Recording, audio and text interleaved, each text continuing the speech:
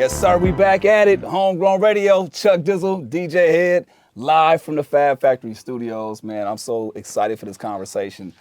Definitely one of those ones, man. This one about to be different. Come It's on. different. It's definitely gonna be different. The company is good. The raps are rare. You know what I'm saying? The game is free. We got LaRussell checking in, brother. It's good. Nice to meet you, man. Made it through treacherous traffic. Man, all that treacherous traffic. Treacherous traffic. So you've been to a lot of places. Who has the worst traffic? LA. LA. Certain. Okay, for sure. certain. By far. Yeah. Because we had the mayor, Karen Bass. Shouts out to the mayor. We had the mayor, Karen Bass, on the show, and we asked her about traffic. And she's like, yeah, we're going to be doing this and doing it. Yeah, but what you doing about the freeway, though, my nigga? Right. That's hella funny. Y'all had the mayor on this bitch? Yeah, she was running. She was running, and she actually won. So yeah, salute to her. Karen Wow. Bass. Yeah, man. She won after she came on the legit? show. Like, she a real, like, human, real... Black woman. From the city. She from LA. Wow. Yep. Incredible. Shout out her. Yeah, man. Yeah. So you obviously a lot of people familiar with you. Some people getting to know you. What I'd like to see, or a lot of people know you as like the North Star for like independent artists, and just in general for people how to like build and maximize their brand. Was that always the intent or the goal in mind when you first started up?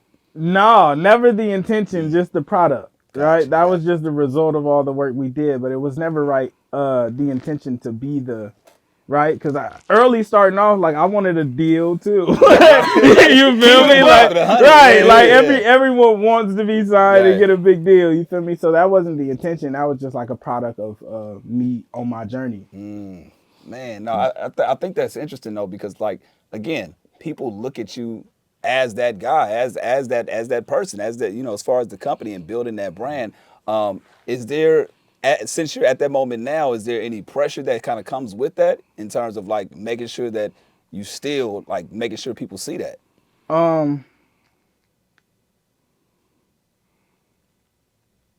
Not a real one. Okay. Right? One that we create in our mind sometimes, for me, like one that I create mentally, but not a real one. I don't really have to do shit, but just do whatever I want to do, right? And the people who resonate with it, that shit wins. Like sometimes I do really dope shit and people's like, oh, I fuck with that move, right? And I notice like with me, I just have to kind of live. I just got to do what I do, right? So there's not a real weight to deliver, right? Except when I create one mentally and all these things that I have to do, but none of that shit is like really existent. You just said when you first started, you wanted a deal like everybody else. When did that go away? When did you when you like fuck a deal?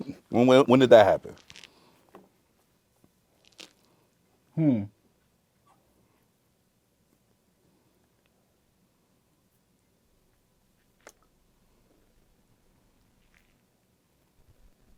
I think getting offered like that first deal. After you saw what it looked like. Right. Because I mean, I was heavily indie before I ever got offered anything, and I was at the tipping point of fuck a deal. I was like, fuck a deal, but if the deal right. You feel me? Which I'm still in. I'm like, fuck a deal unless it makes sense, right? Unless it's right. But after getting that very first one, it was like, oh, these niggas hate us.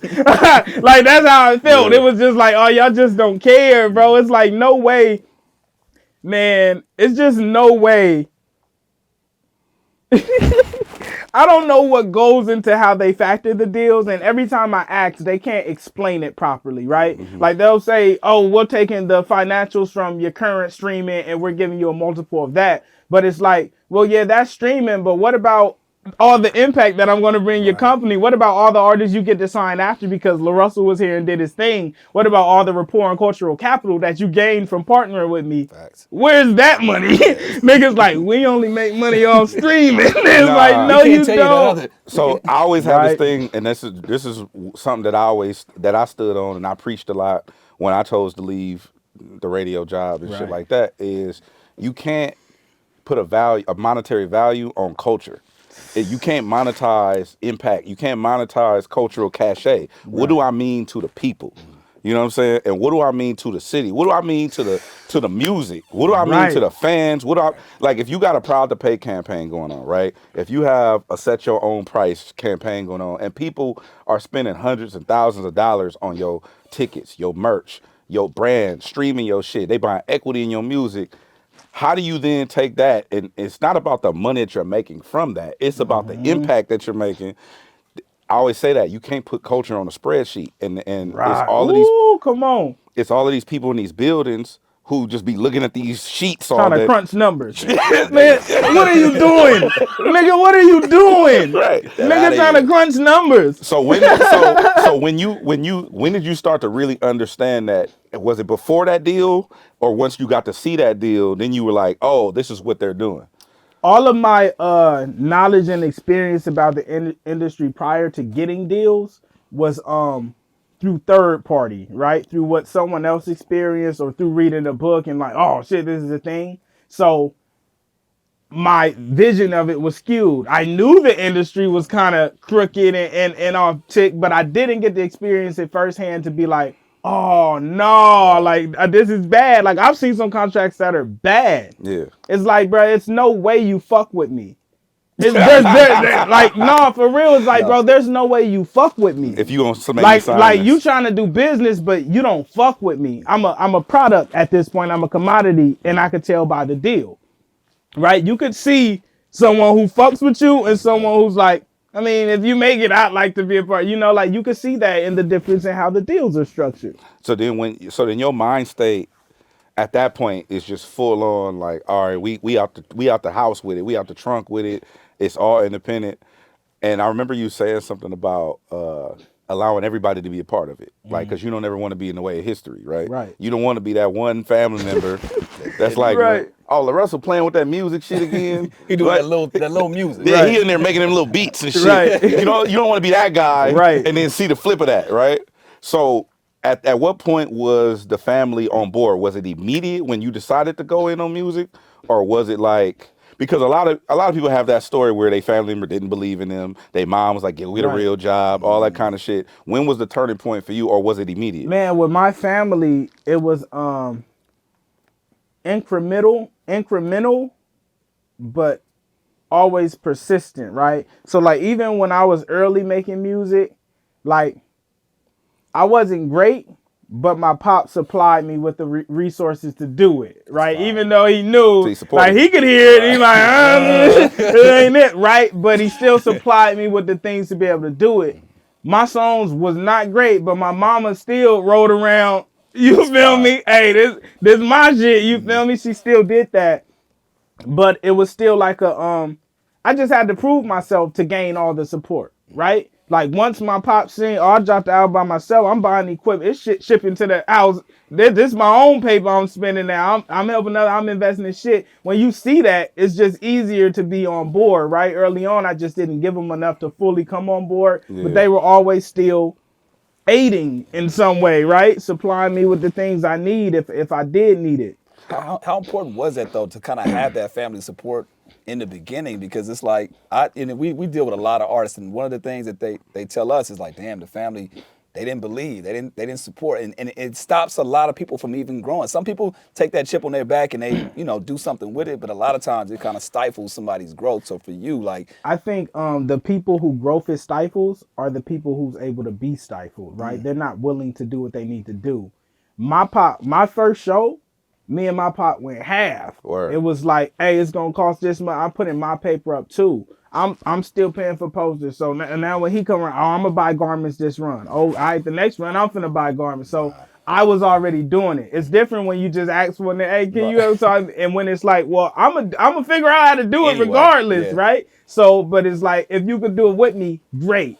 And there's been some moves that I'll run by my pops and he like, I don't know yet, all right? And I just have to do it myself so he can see. He ain't in it. But the ones where he's like, I want to see this. I know this is it. You feel me? He goes in with me. So I just had to prove it, right? Yeah. No one wants to invest blindly. And then it's like, bro, if you not even waking up every day to do what you need to do, the fuck you gonna do with my paper? You feel me?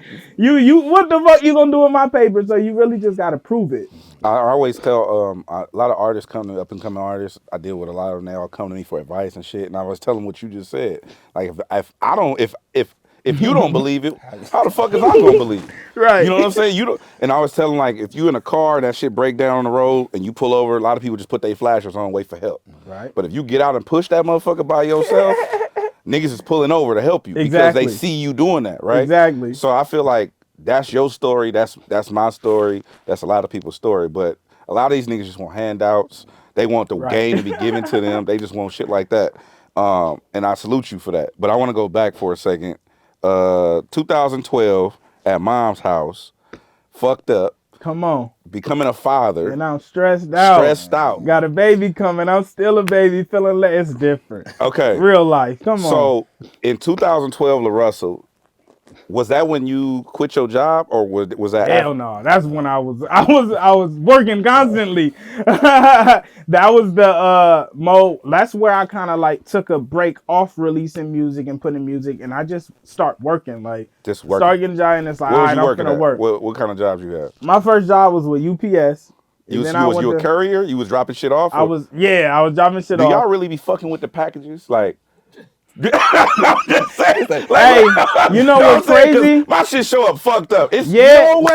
So, bruh, it don't be the drivers. It could be a slew of niggas who fucking your shit up, right? There's a whole line of niggas who could possibly fuck your shit up, right? It depends on what site, but man, that shit was hella cool because I always got a place with a driver who had like just great energy. And they I used to be on my breaks writing raps and shit. So they all kind of seen this early. Recently, I did a show at Empress, and my old driver, I didn't even tell y'all this, my old driver was there. He was like, yo, you used to work me. And I was like, nigga. But he was like, nigga. You like, he seen me as that young nigga, right? Nigga, I used to run, drop off packages, get back in the truck. I'm riding shit while we moving, you feel me? And I went from there, I went to FedEx. At FedEx, I was loading trailers. That's where I fucked this shit up on the early end, and then it ain't, it might get on a different point. But yeah, I went there. I worked for a winery in Napa, and then I did like temp work for a little while, and then I ended up in aerospace, and that was my last job. Okay, so I definitely want to talk about that because you low key smart. Like I'm high key smart. High key smart. High key smart. Okay, and it's only okay. Do you know who Mark Rober is? Mm-mm. So Mark Rober is this YouTuber who he used to work for NASA. Don't ask me why I know this. I was just about to say. I know. Of course he knows. He used to work for NASA, and he has this popping fire ass YouTube channel, and he just does cool experiments and shit like that. He's the only person I know that has ever left that industry to do some whole other creative shit. Like usually people in aerospace and technology and SpaceX and all that, they stay over there. What the fuck? See, but they stay over there because it be their life dream.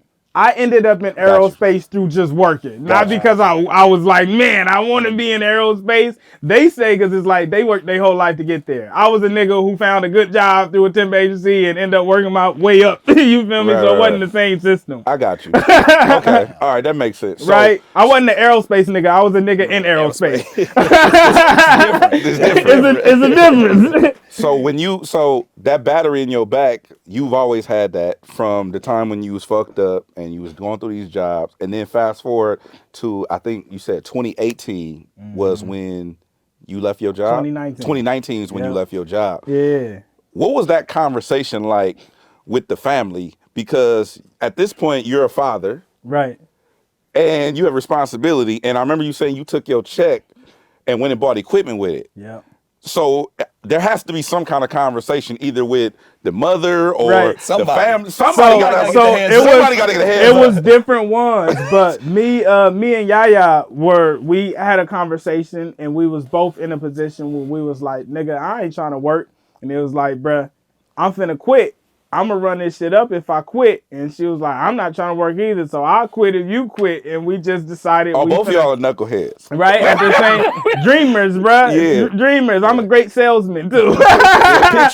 Pitch meeting. But we both woke up and went into our jobs that morning, and I put my 2-week notice and I left. When I got back, I got to the crib, and my mom was like, man, you off work today? And I was like, I quit. Right? And I don't even think my pops found out till probably like a week later or so. I ain't even tell him. I was just like, man, I'm finna get to work. And it was tax time. So we had just got a tax refund. So it was like, all right, that's a little paper. And I found out I had a 401k. So I was like, okay, that's a little paper. You feel me? So man, shit just start aligning, right? I used every bit I had. And it's funny, probably about a week after I quit, I'm like, fuck. And I ended up getting a call from Micah from Vivo, and he was like, "Yo, we want to fly you out to shoot this series." And I'm like, "Bruh, if I was working, I wouldn't have been able to go to New York to take that opportunity, right?" But since I've quit, I've had time just fucking, what was that, like end of 2021 with Corona, I had to go back and I started putting in applications, and I went to a fucking job and I killed the interview, and they was like, "Yo, we want to give you the job." And I didn't take the job because I was like, I just wanted to make sure I still could. Ooh. Word. Right? Like I never wanted the job, but it was like, I gotta see where I'm at with it. And if I would have took that job, it would have been me giving up on myself, right? And I really had to put myself in that test. And after I didn't take it, and it was a good paying job, it was just like, we in it. Word. That's wild. So Right. that's I love that you shared that, because a lot of people think, oh, I had a rap dream and then they flew me out to Vivo and now I'm on. And like, Hell no. That's how people think. But that's how the average person Right. thinks. They think it's just like that. But I appreciate you sharing that. Now, when you finally decided, like, okay, I'm all in. I took my tax check. I went and bought all this equipment. I did the same thing, by the way. I bought all this shit. Come right? on. So, Thank you, brother. I don't think I thanked you publicly. Thank you, brother. My nigga. Beautiful. You know what I'm saying? That was the Run greatest it up, decision and investment you made. So when you go all in on yourself, I think that people don't understand what that does to you mentally, emotionally. Right. That takes a toll on you, because it's like, okay, it's nigga, I eat what I kill. Like, You gotta hunt. Yeah. You gotta hunt. Man, and that's what niggas don't understand. It's like, bro, a lot of niggas is like spoiled when it comes to the grind because they haven't had to hunt, right? Niggas just put it on their plate, and it's like you come up off your homie, it's like it's put on your plate. When you gotta go hunt, when it's like, hey nigga, I don't know if I can pay you. I'm gonna give you some bread next week. You feel me? When you gotta hunt, it breeds a different type of character and energy. You feel me? And it's a type of character you need if you gonna be enormous. You feel me? Like you have to have a certain type of character because you gotta go hunt, bro. Is that a character trait for you that developed over time, or is that something that's always been innate in you? Is that like a family trait of yours, or is it something that was my developed? pops was a hunter. My pops would go, that nigga work his regular job, and on the weekend he's still working 10, 16 hours out on the road hunting. You feel me? Like he was a hunter and he gonna bring home food. Like I didn't have to think Santa Claus was real. Right. Nigga, I knew my daddy when it got here. You feel me? I seen it Right, straight you up, feel me? yeah. He was a hunter. So I think just me, innately it was in me. When he'd take me along, like he was teaching me how to hunt early. You know, just being around it, being in it, being able to see and witness it, seeing somebody communicate with clientele. Yeah. You feel me? Like I just learned to hunt early. Crazy. but No, I'm kind of interested in your thought process when things don't work, right? How do you know when it's time to pivot? And this is a blanket statement, just with anything, right? When things don't work out, how do you know when it's time to actually pivot versus like sticking through it and pursuing or being persistent with it? When it makes you pivot. I think it's like basketball. If you on defense, you don't have to think like when it's time to pivot. When it's that time, you pivot, right? When a Pay certain attention. move it is like, nigga, you either get crossed over or you pivot, right? So I don't really have to think about it much. I mean, I use all of my senses. When something ain't working, it's like, all right, well, that didn't work. Let's just go do the next. We're not we don't get lucky, so we don't have to stick to one thing. Right? We didn't get lucky, so we don't have to just try to do one thing forever. It's like, nigga, I just do 100 different things and we'll see which one work, right? We don't have to kind of stay in that plight of survival because you relied on luck. It's not sustainable. you talked about being a hunter. I'm gonna read something to you, Come and on. I want you to dive into it for me. Come on. I released my first album in 2018. This will be my 23rd album. This run will be documented in history. Nigga, Legendary. that's like, I don't even know what average is. I'm not good at math. Somebody do the math. Somebody do the math. It's enormous. That nigga like, but ask me about an aqueduct. Right. But ask me about an aqueduct, nigga.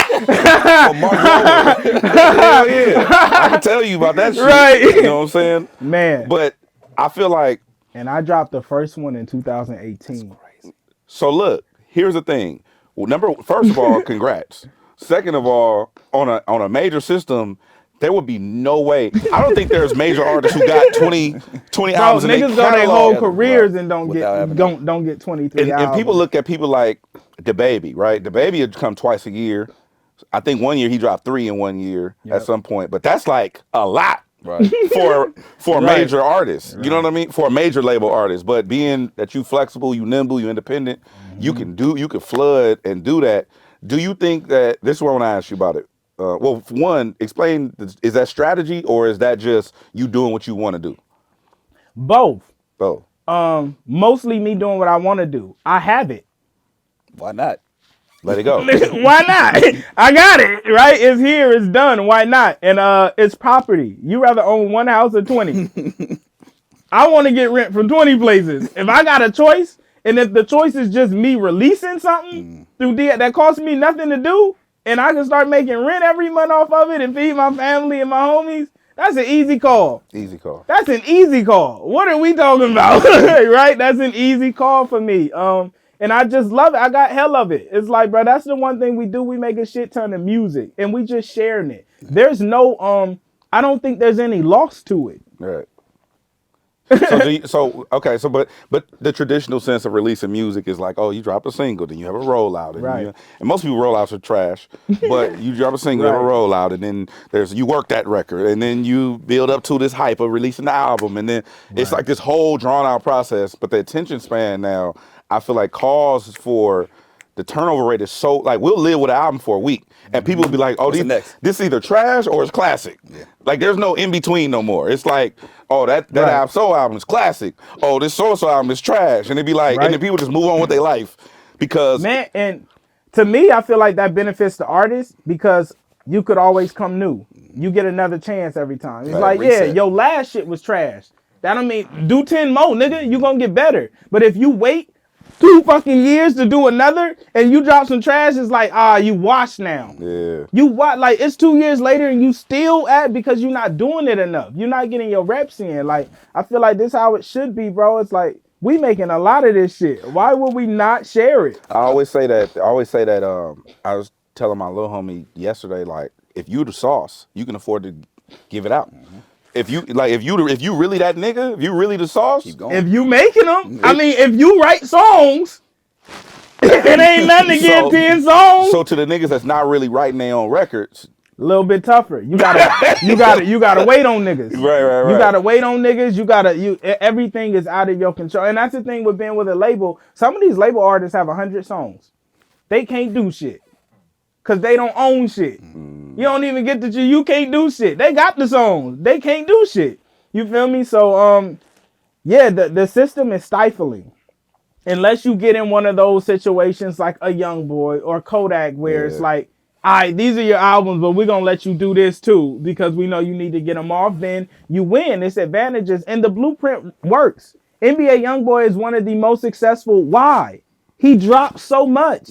He gives you so many opportunities to become a fan. While the other nigga on the label give you 10. You gave me 10 opportunities to become a fan of you, and you made all those songs a year ago. Wow. Ain't no way you finna make it, nigga. Like, you feel me? Like, you're lowering your opportunity to win. Yeah. Now, when you do, because somebody gonna offer you something, a partnership that makes sense for you and your team. So when you do that, is that high on the list of things that you're demanding that I'll be able to release like I'm releasing now? So we've done that. I've had several partnerships to this point, and that's exactly what they are. It's literally people like, I love what you do. I'm going to just let you do what you do, and I want a percentage of it. Let me get in where I fit in. And it's been the most beautiful and liberating thing because they only win. Like me and Russ started our partnership, so we have a partnership for one project, right? We started that about a year ago, right? If I would have dropped the project with him when we first did it, it would have did meh. I just blew myself up. So now when I drop, it's like, bro, I'm 100 times bigger than when we did that. Now when I drop, you got a way greater runway to collect back on your investment, right? It changes everything.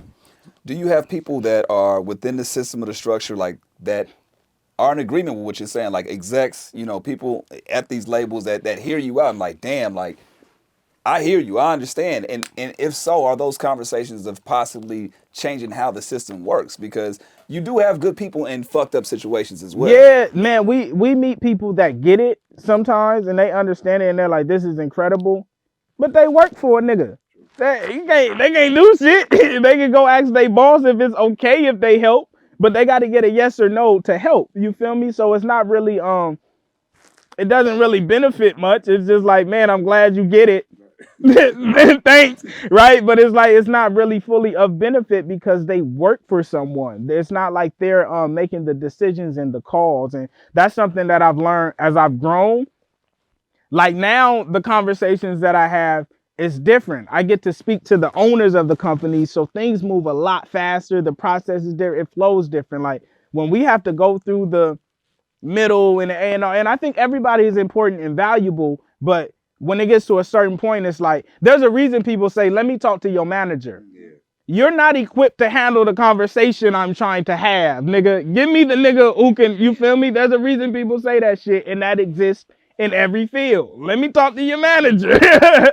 Bring them on out. Okay, so let me ask you this. When it comes to your company, let's say somebody wants to do a joint venture with your label, right? Your company as a whole. So that's not just LaRussell. That's pops, moms, the homies, like everybody, right? Right. What does that look like? Is that like y'all huddle together and figure out, is this worth the company doing it? Do you get final say? Because that would be kind of the same thing, the same structure as you describe it in the label, right? Yeah, but not really. It's always been my say. Like, I started my company before I had anyone a part of it, right?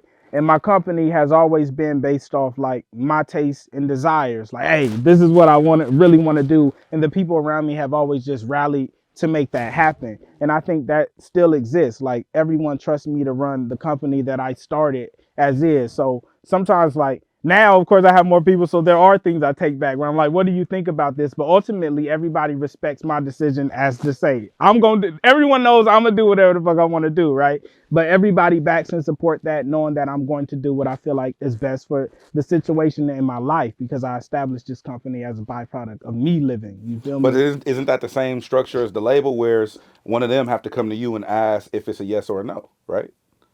That's different because if someone's proposing to do a deal with good company, they would be speaking to me. Got you. They wouldn't be speaking to whoever's pressing merch. You feel me? Like that's a different role. Got you. I get that. Okay, that makes sense. How do you, well, first of all, when it comes to the merch, because you move in units, okay? I be seeing the videos and it looked like FedEx or UPS. Come on. And your mom loading the back of the thing and just it looked it looked crazy. Right. It looked crazy because it's like it's kind of like the role reverse a little bit. Like, you know how, because I remember like my mom would pull up and she would just open the trunk and be like, go get all the groceries. Right. And you was like, fuck, I can't pause the game. I'm sitting my mama, go get all the groceries. Yes. So now you holding the camera like, that's yeah, hella funny. Right? She got to work now. The role reverse. Your mom is like, right. My fingers hurt. You standing there with the camera. Right. It's different. It's different. I love it. You damn right that's different. Right. My mama beat my ass. Right. But man, my mama the realest nigga alive. And my mama lives a soft life. You feel me? My mama get to live a soft life. Yeah. She chills. She get to smoke her weed. She ain't got to worry about nothing. Love it. So when she got to load up the van, that ain't nothing. That's light work. She lives a soft life. Talk about building that team, and I think that's very important too, man. Just with building with what you have. A lot of people always look at, oh, I have to get this and this person or this situation, man, whatever. And you really constructing your team with what you have and kind of blowing that up. And one thing that I love about you is that you make sure that everybody's acknowledged. And I think that's very important because that creates high morale within a team. And it makes people want to work hard as well. And of course, people get paid and all that, but it's like, I like you. I like what you represent. You know what I'm saying? And it makes them want to come to work and work hard every day because you know, kind of create that atmosphere. Right. And it's because like how it's been through this whole journey, it's like I only work with people that I want to work with, right? Versus like a Pepsi, where if you work for Pepsi, the nigga who owns Pepsi don't even know you exist. Like you could have a nigga who you hate and you work for him, you feel me? But in my company, if I don't like you or enjoy what you do, you just can't work here, right? It doesn't exist. So of course I'm acknowledging niggas because it's like, this is my actual nigga. I fuck with them. That's why they're here, you know? Like, it comes natural. Everyone who's around me, you gonna end up in a rap or you gonna end up in a video or something, right? You just in the area. We making it happen. I want to know the last time. Obviously, not gonna say no names, but the last time you had to fire somebody, right? Is that a situation where you call them up? Like, how does that happen? Like when LaRussell has to fire somebody and let you go, right? What does that look like? What does that look like? It could be a text. It could be a conversation. It depends on what state I'm in and how much energy I want to give into it. Yeah. Interesting. Yeah. Yeah. So that's it. Yeah. What about, all right, I'm gonna skip that. I want to talk about Like, what's your favorite aqueduct? Right. no, I want to talk about subscriptions because Like monthly subscriptions? Yes, listen. Okay. So in 2000, damn, I think it had to be like 2011, 10ish. I told my big homie, I said, bro, whole world gonna be subscription based. And he was like, what you mean? I said, bro, I got Netflix. And he was like, what you mean? I was like, bro, I could just pay one fee. I could watch whatever I want. Then you get the Spotify's, and you get the Apple Music, you get Tidal, you get all it. Then it boom, boom, boom. Then you get subscription groceries now and all kind of shit. Uber, right? Subscription music, I've been telling people, is like, that's like, it makes sense to me. Right. Whereas you don't fight the system streams, you don't fight the system on, like, there's certain things that you okay with as an independent artist. It's like, well, I'm eating the lion's share of what I eat is what I kill, right? But at the same time, a lot of people fight against the system. Streaming is wrong. You got the Taylor Swifts of the world who pull all their shit off and fight the streaming world and whatnot. But I don't think you could fight the subscription model. And I want you to talk about what you're doing with it was a gold card? Yep. With the gold card, because I feel like that should have been something that artists were. And I talked about this in 2016 when they were doing tickets for these festivals, when festivals really started taking over the concert world. Right. I'm like, well, why don't I just pay a flat rate and I can go to all y'all shit?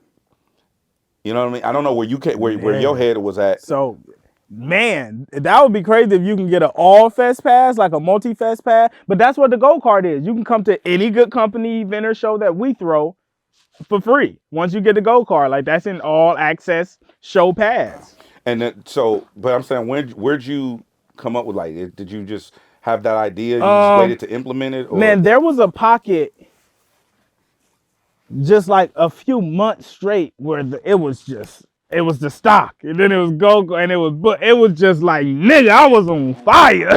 I just, like, they kept coming, bro, and ideas, right? And it's because, like, one led to another, right? Like with Proud to Pay, when I first started Proud to Pay, it was completely Proud to Pay, whatever you want at the door, zoo. So we did a few shows, and I'm like, damn, I'm spending $10,000 to throw a show, and niggas that hit me with $1 at the door. So it's like, damn, I got to figure out a way to be able to mitigate it. So I'm like, all right, since some people give me $1 and some people give me 100, let's make the shows offer based. Now I could dictate how many $1 I take, right? Because I can only take so many losses in a night because I have overhead costs. So that allowed me to mitigate it. So it went from Proud to Pay to offer based, which is like, this is still Proud to Pay. You still determine what it's worth to you, but I get a choice in saying how much my effort and energy is worth as well, right? Because it's like, if I do all this, I should determine what my time, my family, my safety, all of that is worth as well. Sometimes it's not just $1. Sometimes it's like, nah, I really had to do a lot. I need a little more. You can get me on the next one, though. I'll let you get in for $1. But having that opportunity and choice, and now we have the only show in the world. Like, if J. Cole comes to town and the ticket is $200 and you got $195, you're not going. If LaRussell comes to town and you only got $195 and the ticket $200, you going. If LaRussell come and you only got $1 and the ticket $200, you might be going. Right. You feel me? So we was able to alter the landscape. So now it's like, yeah, I can't honor every dollar, but I can honor some, which is better than none. I think that's so creative, but I also think that takes a lot of manpower as far as like the vetting and the filtration and. Now we built the tech. That's the power of technology. You don't have to do nothing. Oh You seem yeah, Right? like no. you So you seem like a person that is very careful about giving your energy away. So I love the fact that you're like, no, I'm gonna utilize Yeah, everything because you you have possibly to can. prepare. Because like we did backyard shows, and it's like I can't bring you up in here for $1 on this one, bro. You Sorry. can catch me when right. It's like sorry for this one. Unfortunately, you can catch me when I'm out in the bigger venue. That's easy. But into my home, there's a lot more. I just can't. Right. I'm gonna feed you. I'm renting porta potties so you're comfortable. You gotta help me out. you gotta help me a little bit more. But an album is like, bro, you can pay your $1, you can pay 50 cents. I don't even care, bro. It's just I'm honored to share it. But it just depends on what goes into it. But yeah, it really opened the door. And man, we did a show in LA and somebody got in with $1 and it just was like, bruh, it was life changing for him. You feel me? Like that meant the world to him. It meant everything. So having that ability, right? Because there's going to be to a point where I'm in arenas, and usually when an artist is in an arena, the cheapest ticket is $150. But we created a system where you might be able to get in with 50 or 60 this time. You never gonna get to do that nowhere else. There's no loss to this, right? But then you also going back to what you said. I think you said it on. Shout out to EYL, shout out to Troy and Rashad. But there are systems in place that prevent you from doing that in certain venues and shit like that. Man, they're And You crazy. back. and The venues, man. They oh, I they know. Facts. We come you from know that. what I'm learning though? Every industry is the same. It's just a different product. The way the music business is ran, they run the ticket business like that too. Wow. Facts. The all this shit, the film bit, they're all ran very similar because most of them are ran by similar companies or a nigga who left the company and started their own, right? They all have the same business model. And like as we grow and we expand into different sides of business, we're learning like, nigga, this deal look just like the record deal.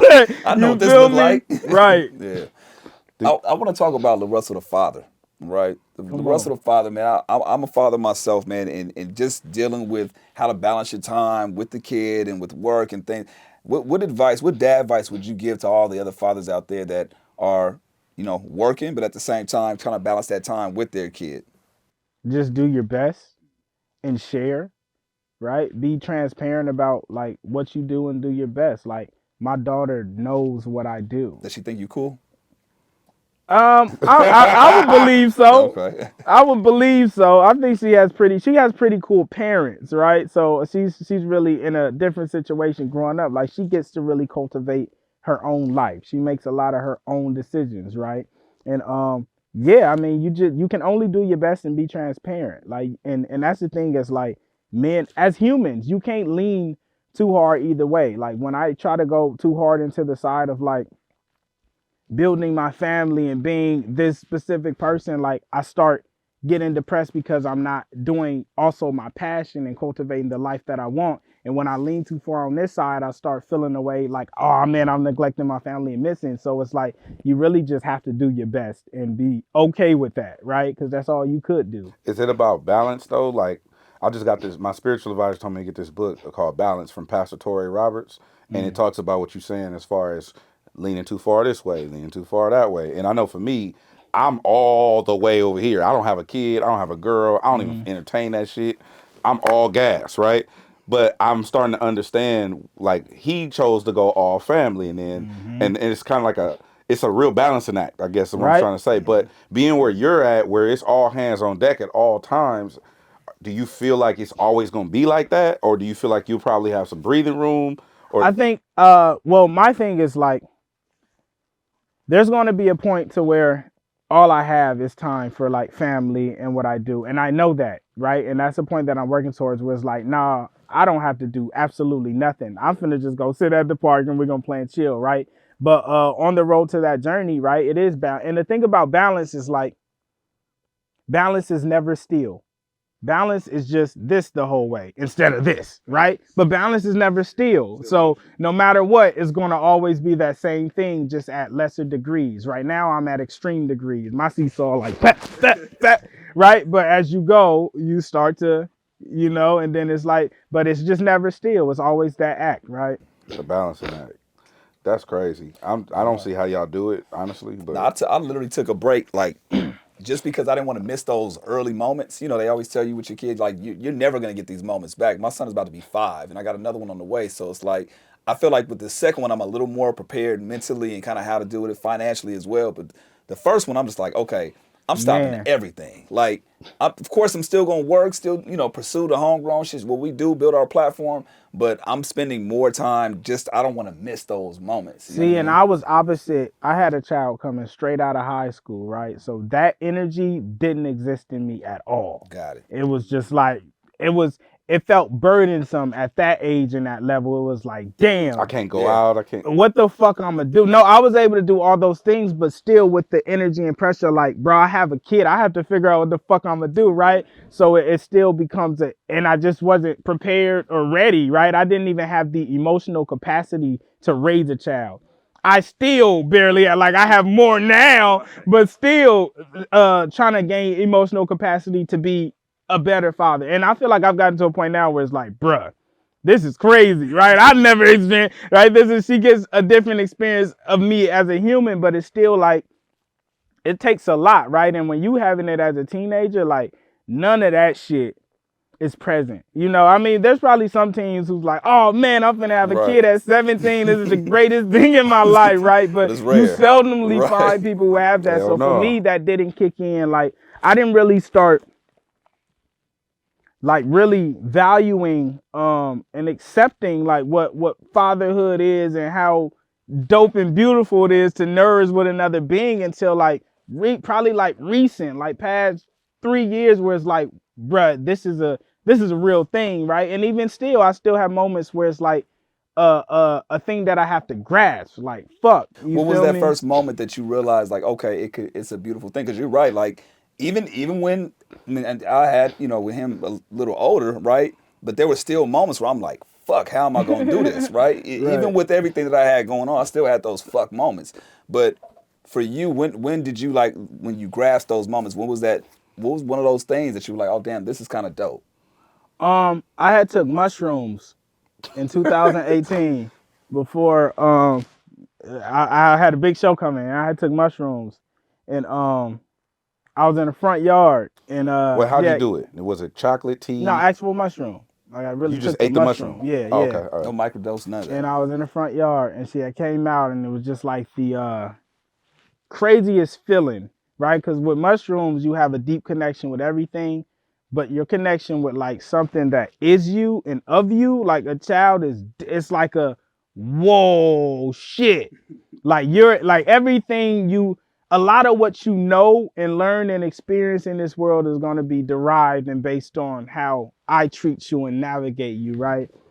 And that was like a defining moment. And in that same day, I felt like I was gonna die at one point. Wow. And I had to like, that feeling was like, damn, did I do what the fuck I needed to do? Right? And I didn't feel the best about dying, but I was also accepting like, damn, I'm finna fucking die, you know? And just all of that shit kind of, from there, I've just start growing in different directions as a person. You feel me? So this is a hallucination, or is this? No, this was real life.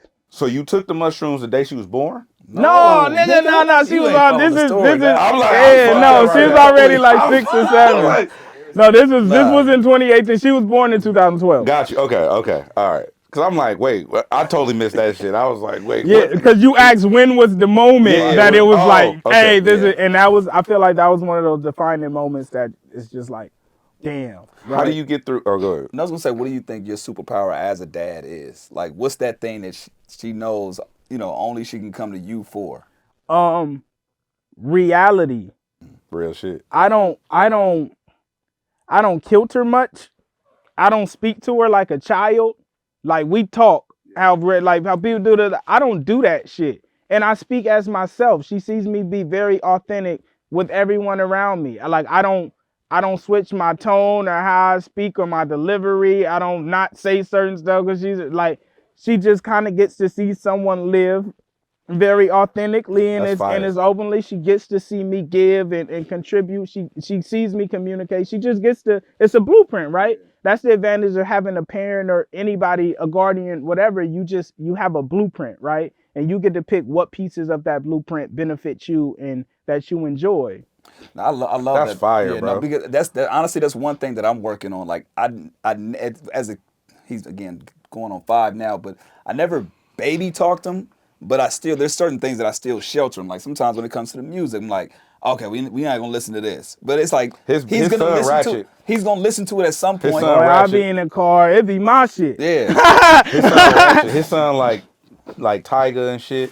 Hey man. You know what I'm saying? Like, But I go through those moments where like I understand that, not I envy that because those are some dad advice that people told me earlier. Like, look, don't baby these niggas, man. Like, just Bro, give them the just pour reality. into them, Yeah, like, and I'm happy. Like my mom didn't. Like my pops, she said my pop used to be like, "Don't play that shit around them." But my mom had Too Short on, like nigga, the whisper song. Wait till you see my my dad. like. But that all of that shit shaped me. Facts. When you hear certain songs from me, that's because I had influence.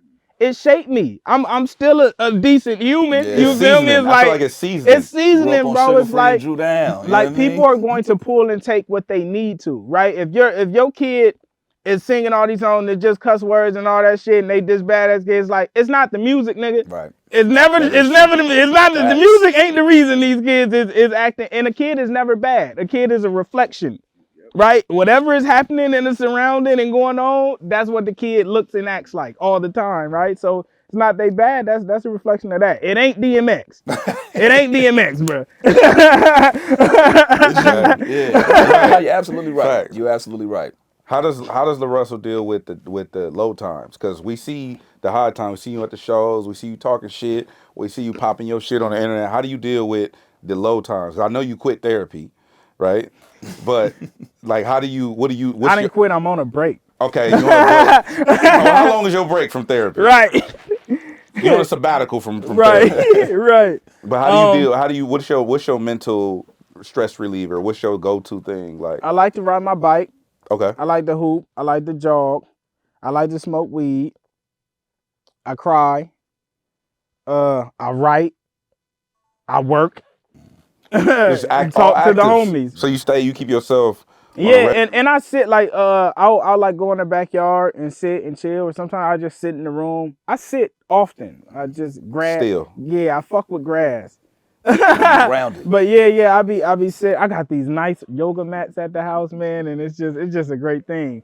But I'll read. It just depends on where I'm at in the journey. But I'm always like I say, I'm an extremist, so I'm always really high and really low. It's a constant one of these, and we working to just get it here. But for me, I just kind of go through it, right? I live through it. So the people that are closest to you, from the team to family, when you going through those extreme moments, do they know, hey, just leave them alone, we'll holler at them at a certain time, or it's like, nah, we gotta handle this business. Hey, we gonna pull you, call you, talk to you, figure it out until things get right. It's both. Okay. It's both. They're willing to leave me alone and give me space, but it's also like, what's up? What we got to do, right? Because life still goes. What we got to do, but it's also a lot of nurturing. Like my homies giving me books, or bring smoothies, or buy like it's just constant nurturing, right? From every angle, we all kind of pour into one another. I love books. What's your favorite? What's a couple of your favorite? Man, I love Jason Wilson's Battle Cry, Sad Guru Inner Engineering, Sad Guru Karma, Eckhart Tolle, New Earth, Power of Now, of course. My book, Limitless. Shouts out. I love that book. Swami, A Million. I like everything by Swami. Actually, man, that man got like 30, 40. He dropped books like I drop music, and that's like a goal that I'm trying to get to too. I'm gonna be on that wave. But yeah, them some of my I love them. Them some of my dogs. Are you a reader or you like audio? I'm an audio book. I like to read. I gotta feel it and turn the pages, and yeah. I need. If I'm doing audio, I would be I'll be all in a whole nother place. See, that's how I am with physical books. I can't concentrate enough to do physical, but I listen to so much audio, like podcasts and all kind of shit, so I can just put it on while I be doing audio too. Like sometimes in the morning, I used to I'll just listen to like speeches of like Steve Jobs and Tim Cook and Sadhguru, just whoever I'm in that state of. I'll just listen to them kind of talk, their interviews and shit. So I do audio too. When is the last time you turned a loss into a lesson?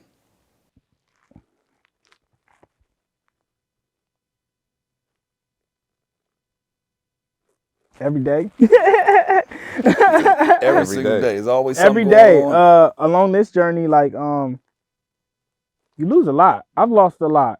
Just through being human and kind of maneuvering through life. And every day, every loss is a lesson, right? Everything that life every win is a lesson. Everything that life hands you is a lesson. So there's not even really too many. Well, I know one Everything. of the last L that you kind of took was taking the wrong freeway. You know what I'm saying? And figure now you Nigga, know how and to that's the navigate through thing. We LA. got back on the freeway and start going south. It was like, oh, It's and it was different. all Tote fault. Facts.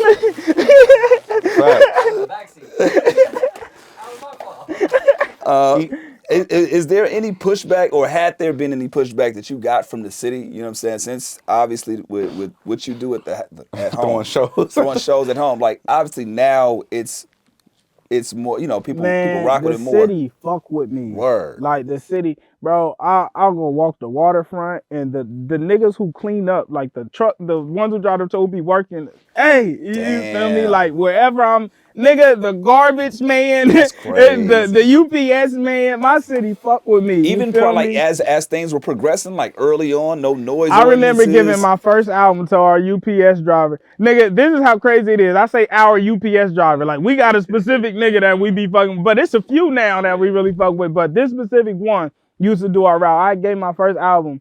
He came back probably about 3 weeks later and was like, this nigga stopped the truck and hopped out and was like, nigga, what was that? You feel me? And it just, like, we grow bonds with everyone. The post off, like, everyone, everywhere we go, we kind of grow and establish bonds, so the city fuck with us. The only reason why I ask it is I worked for the city of Carson for a long time, right?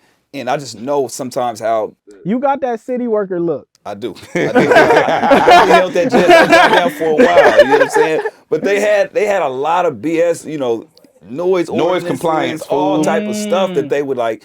You would have to know people to kind of like backdoor some stuff. I live on the block. You feel me? So it's really like, and I've been there for a long time. Niggas already know, and everybody on the block kind of had their moments where they part like, the next door neighbors, my niggas next door, come on, they be slapping, they be having the whole mariachi band outside. So it's like, it's good. It's like, bro, we gonna let you rock, let us rock too. Do you Gotcha. ever have a problem with people just driving by, taking pictures of the house, pulling up unannounced? Nah, we've had a couple people pull up unannounced, but it's always light work. It's a conversation away. It's like, bro, I'm gonna rock with you, but listen, don't come back. Don't do that. You feel me? But it's like it's always love. It's always so much love when people do it. It's like it's such a thing now that some people just like, I have to see it. Like, I just gotta feel, I gotta know what this is. You feel me? It's just built that type of energy, and you can't really knock a nigga for feeling that, right? We don't get to feel that a lot in life. Is there a wild fan interaction that you've had that it even kind of caught you off guard? Like Somebody it's sneaking in the love, house but it's and- like, yo, this is different. Like this, Has there been? We Shit, got look, some. you We gotta got. Hey, you gotta right. got a We lot got of- some interesting fans. We have some very strong energy fans, right? But it's that energy. It's that like. It's love, and it's like, bro, they just blown away. They never got the experience. We have people who came to shows who are now like extended family. Like, we hit, hey, bro, what you want? Hey, pull up. Like, they become extended family. So just naturally, they feel different about me. Like, my fans really feel different about me.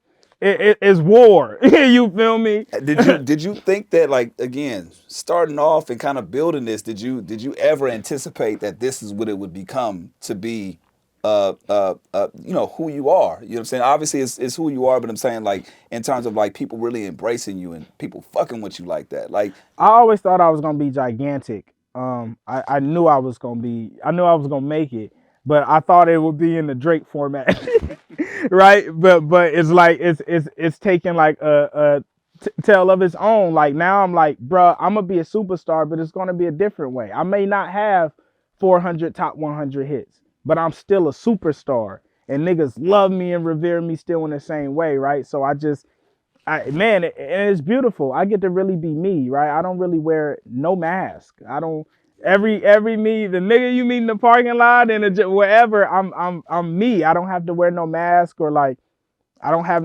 nothing, right? This is how I speak everywhere I go. Is to say you get the same me. You always smiling, and even when I met you in when I met you in Atlanta, like you was just smiling, hanging out by yourself, had your Crocs. When's the last time LaRussell got pissed the fuck off? I don't think I have anger as an emotion anymore. Do I? She's like, Yeah, I be angry. It's not like it's not the kind of anger that you're thinking of. So it's not. So it's not an anger. Yeah, It's not an outwardly. yeah. I have a different. I show it differently, right? Yeah. So I don't really get pissed off in that manner to where I'm like, it would take a lot just because it takes too much energy out of me. Like that's the type of energy I use for shows. I can't use it because I'm mad. You feel me? Like it just takes. Somebody cut you off or took your parking spot. Yeah, I'm not. Man, and she, bro, I be telling her, can I, bro? Like like she a hunk, right? And I be like, bro, don't hump. I be like, bruh, you not gonna have to take care of it. You feel me? And it's like no one wants to experience everything that has to come from a situation behind a hunk. Fact. I know how I feel when a nigga hunk at me. So I know if I'm a sane nigga internally, imagine when you run into a nigga who ain't got it all there and you honking, and now the nigga feeling the way, and it's like we out here shooting at each other over a hunk. Well, I always worry about niggas like you because,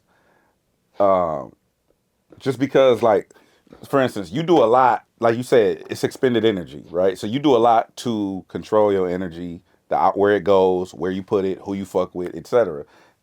It's like you do a lot of zen shit. I would say, like you said, you cry. That's why I asked you that. You cry. You'll purge yourself in other ways. Staying active, staying busy, being creative, writing, whatever. Right. But then you also walk around barefooted. You know what I'm saying? You also will write to get it all off your chest, and Right. you have ways of expressing yourself. People who do that yoga, people who do that much work to center themselves, got some shit they suppressing. Right? Yeah, they suppressing a demon in that mother. It's an Right. animal in there. Right, and that's what it is. And see, that's the thing. I'm a monster. Right? But that's the thing. I'm Beauty and the Beast monster. I'm a monster, but I'm also like the most compassionate and also, right? It's the ultimate duality because I'm exceptional on both ends. I can make your life a living hell and I can make it as sweet as possible too. Right? And I'm great at both. This has been an exceptional interview. Over and out. No, I give us some. No, right? But I just think that's why I always go like people. I'm not tripping about the niggas that's doing all of this all day, and it's always the dudes like when the nigga hit you with the when the nigga hit you with the bet. It's like what he mean? Right? And that's exactly, like, bro. You don't know. And that's the nasty part because it's a nasty. nasty, right? I will make your life a living hell, right? And it's like it's a nasty energy to cultivate it. It's not okay. With a smile on my face. I'm gonna read you something, right? Joyfully. Keep your little trash deal. Before I sign y'all, I'll overdose on Advil. Nigga, stop playing with me. Stop. Okay. So I believe you. Okay. And then actually Godflow is low-key one of my I think that is my favorite That's LaRussell one song. of them. That's one of my favorite LaRussell songs. I think so. Faking all the streams. Shit ain't what it seems.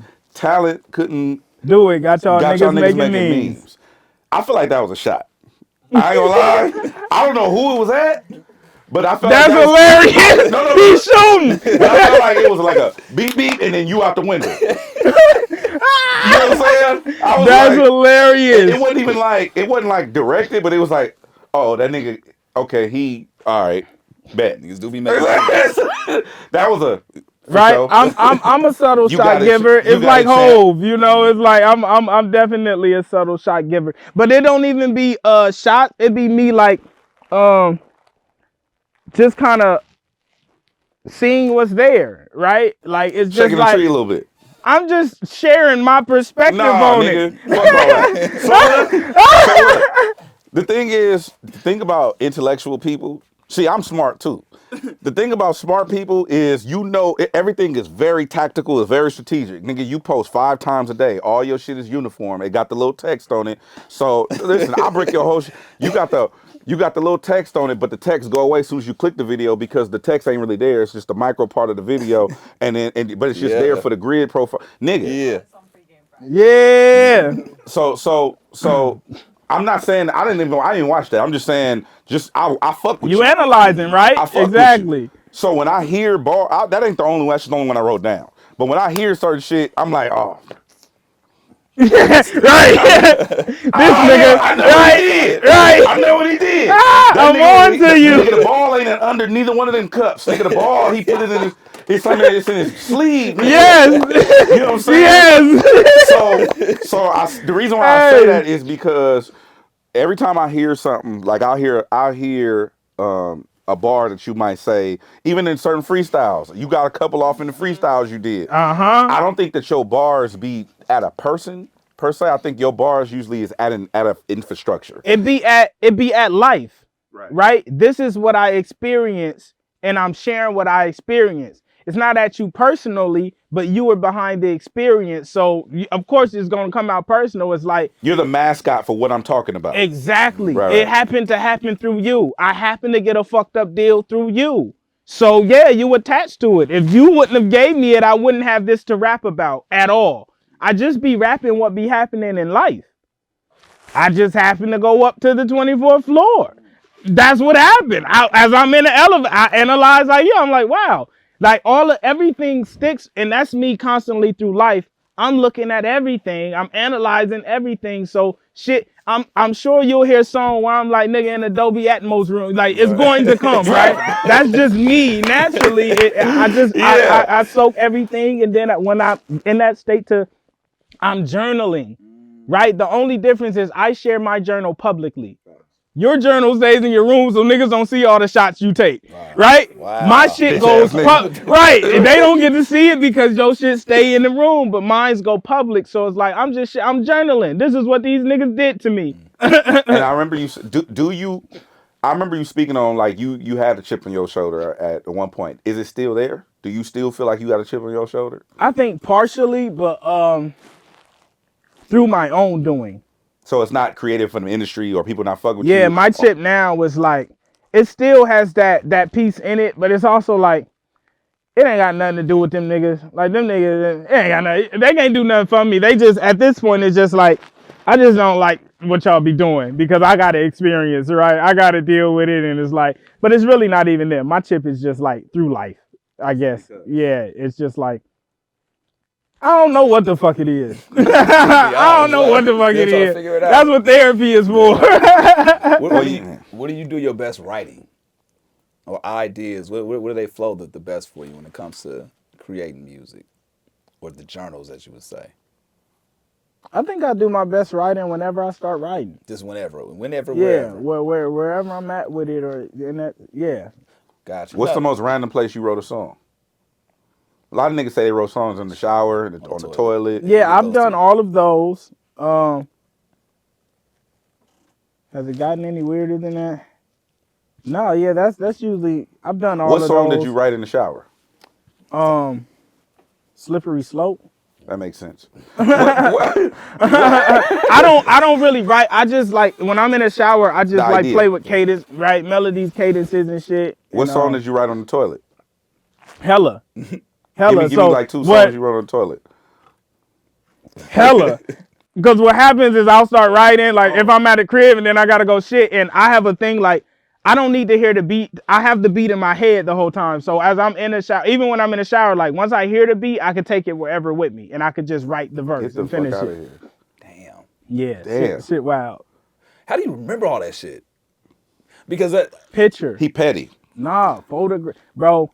I just told She asked me earlier. She asked earlier. She said, "Where's Montana?" in a car, and I said it's up north, and she was like, "What's it by?" And I was like, "Idaho."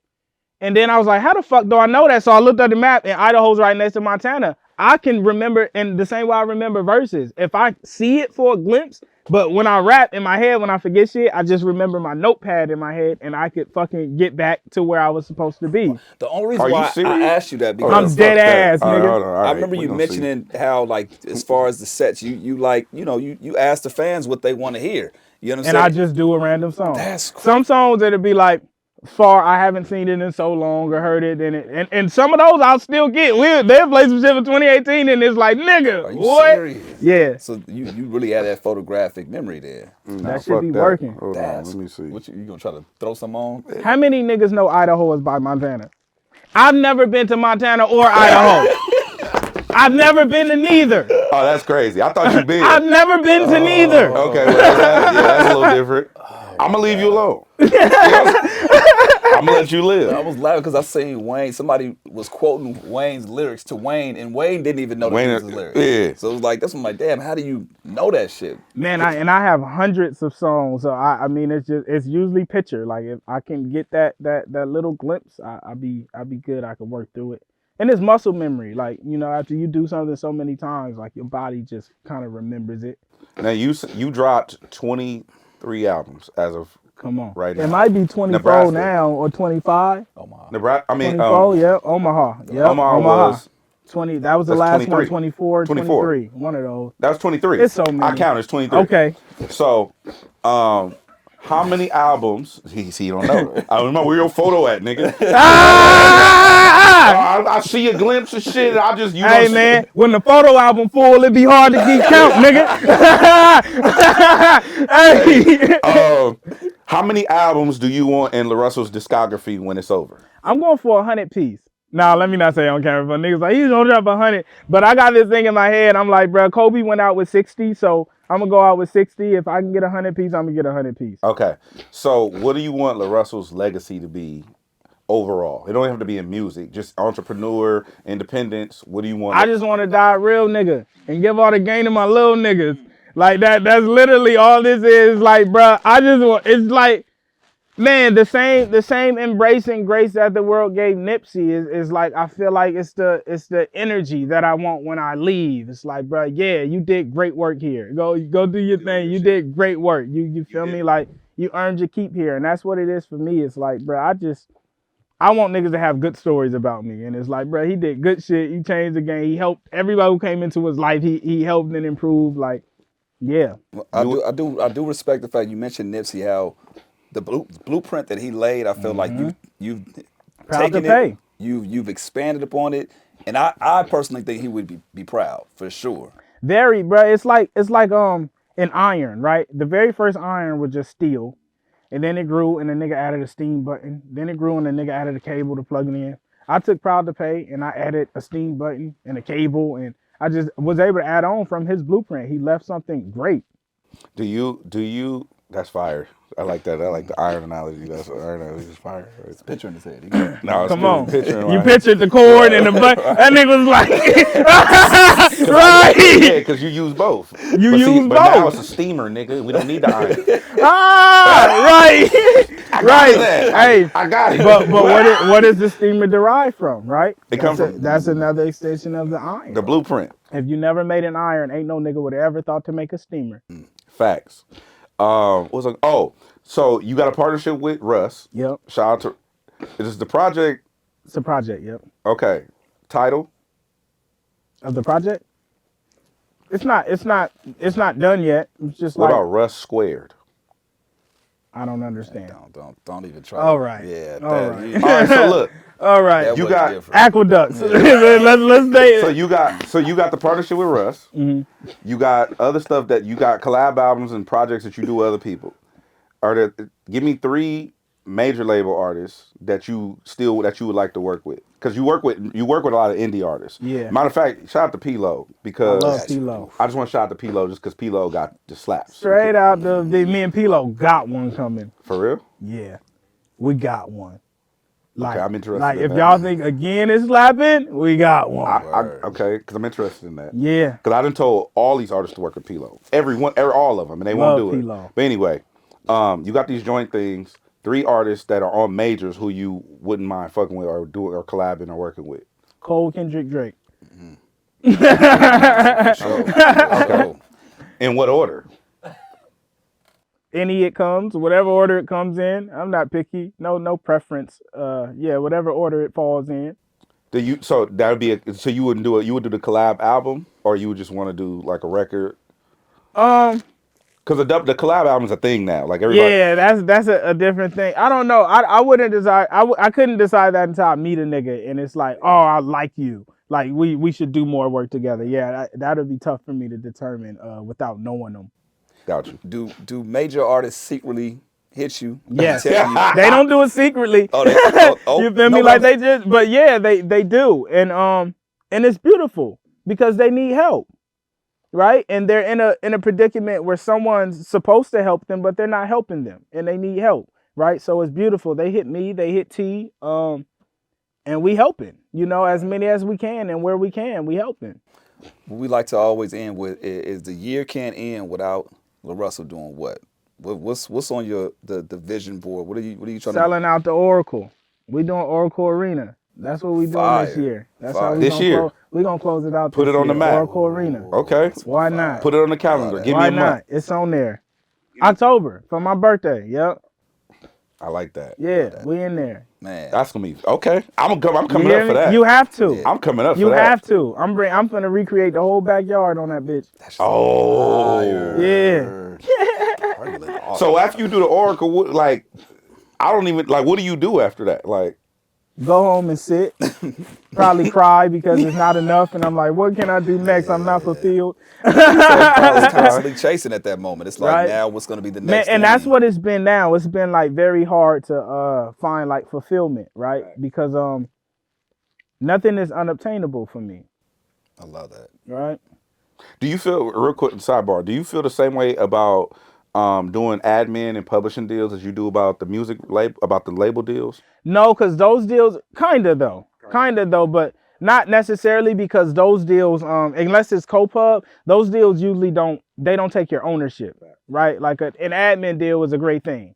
Admin is kind of great because like right now I have Song Trust doing my admin. I paid them to do it. An admin deal is a nigga paying you for them to do the work that you paid the nigga to do. You feel me? So there's not really too many disadvantages there beyond term. Like if a nigga gets you early and you blow up, it's like, well, you could have got a meal later. But it's like, if it's good and it makes sense, it makes sense. And I think record deals could be, I know record deals could be a good thing.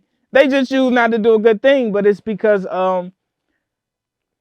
they're doing business, right? They're doing business. For someone in the label, it's passion and it's love. They love music and it's a passion project. And then there's someone at the label who's like, bro, this is my company. This is my business. I don't give a fuck this is my company. I made this company to make money, not because my passion and my love, right? Some things are just for business and some things are like, I really love to do this. This is passion, right? Sorry. No, keep going. What is, I need to know, just the last thing.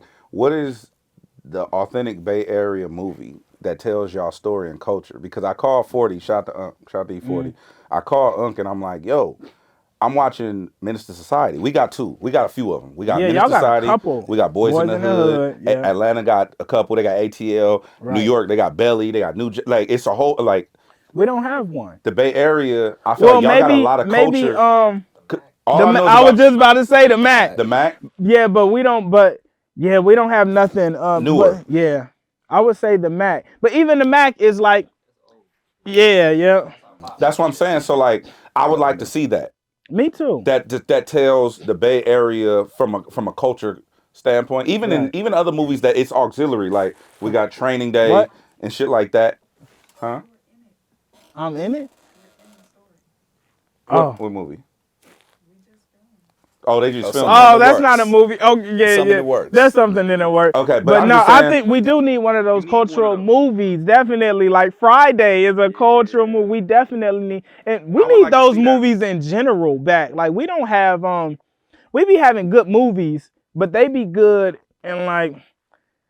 I'm not gonna say there'd be some great movies. I was just leave it alone. I'm just saying though, like we need that from the Bay. So Right. like when you in these rooms and these positions, like we need that. I want to see it told from the lens of somebody from there. Right. The last time I asked somebody, and not E40 didn't tell me Fruitville Station, but Fruitvale Station is a very relative Bay movie. Like there's people who experience that every day in life, right? Fubel was very connected, but it's also connected to like trauma, to deep trauma, which I guess all of them are, Minister Society and Boys in the Hood, right? I just want to see it from a cultural standpoint, music, Man. fashion, lingo, yeah. like the neighborhoods, like I want to see that shit Right.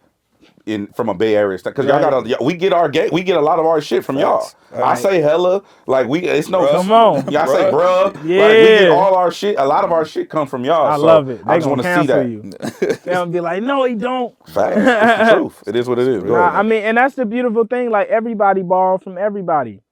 Everybody, when you hear something that's fire, it's just fire. You feel me? Like I love New York's lingo. You feel me? Like just all of us be saying op. That's Chicago lingo. When it's fire, nigga. It don't matter where it came from. Well, bro, we love what you represent, and I think it's bigger because when people see it, they can kind of build on what the blueprint that you're putting down. So keep building, keep doing your thing. We love what you represent. You always got a home here. You know what I'm saying? You official homegrown homie. I love it. My Man, God. get y'all equipment to work so we can really. It's different. It's Come awesome, on, man. Appreciate incredible. This was great, incredible. Homegrown Radio, Chuck Yeah. Dizzle, DJ Ed. We'll catch y'all next time. Come on, man. Shout out the cameraman. Who on the camera? PB. Come on, man. PB is we the nigga. see you.